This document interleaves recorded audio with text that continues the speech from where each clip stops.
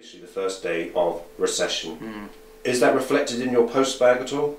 Yes, it's reflected in postbag and emails, and obviously the people I meet and talk to here in Thurrock. And of course I share the anxiety about this. I mean, this is a grave situation. On the other hand, I think it's now being managed by the best hands. I think Gordon Brown and Alistair Darling have not only shown leadership here in the United Kingdom and the way through, but also shown other world leaders as the need for concerted action to tackle what is a global crisis. The thing to remember is that although there have been recessions before, there's never been a recession which has been both affected by and caused by things which are beyond our shores. And there are no maps or charts to show us the way through this. We have to, I think, constantly monitor this every day.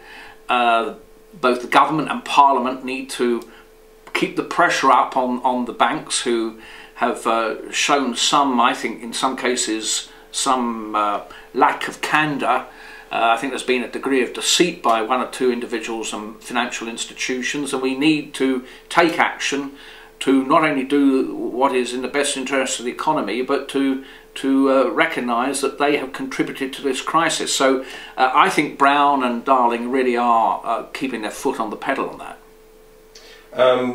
So you're being very kind to Gordon Brown, but some people might describe him as the man who got us in this mess in the first place. Is that a fair accusation? Well, I don't think it's a fair accusation, but I've thought about it a lot.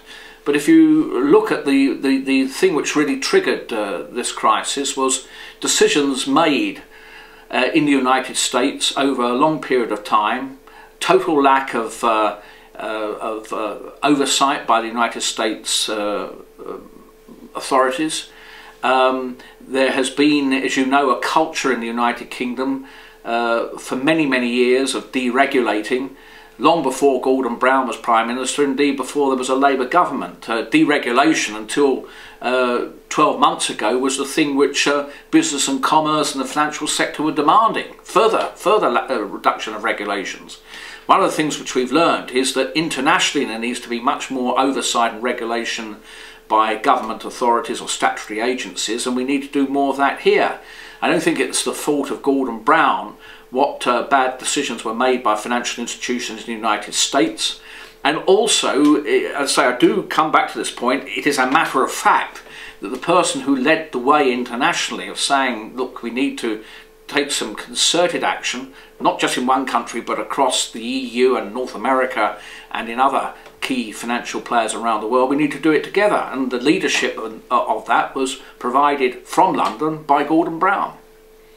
How bad do you think it will get? I mean, American speculators are describing the city as Iceland on Thames. Well, it will get a lot worse if we abandon the course and action which has been adopted by Gordon Brown, and that is, frankly, to borrow, to maintain spending, particularly in areas such as new school building, improving our highways, our infrastructure in our health service.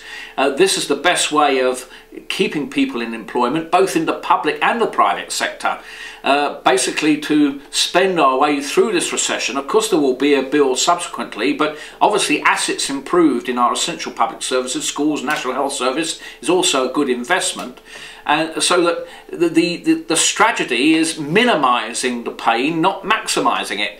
I say in a sense to others who criticise Gordon Brown, hands up anybody who's got a better idea. That's the real test, as it were. What is the alternative? And I think that the package and the strategy he's following is a correct one and will minimise unemployment. Also, and I think this is extremely important, measures have been taken to ensure that people do not lose their homes except in the most extreme and ultimate circumstances.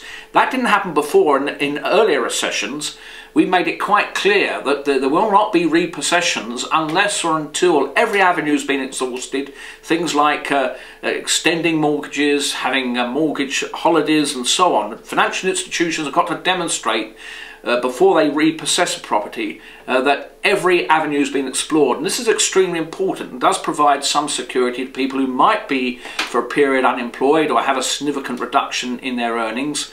We are going to ensure to the best of our abilities that people stay in their homes.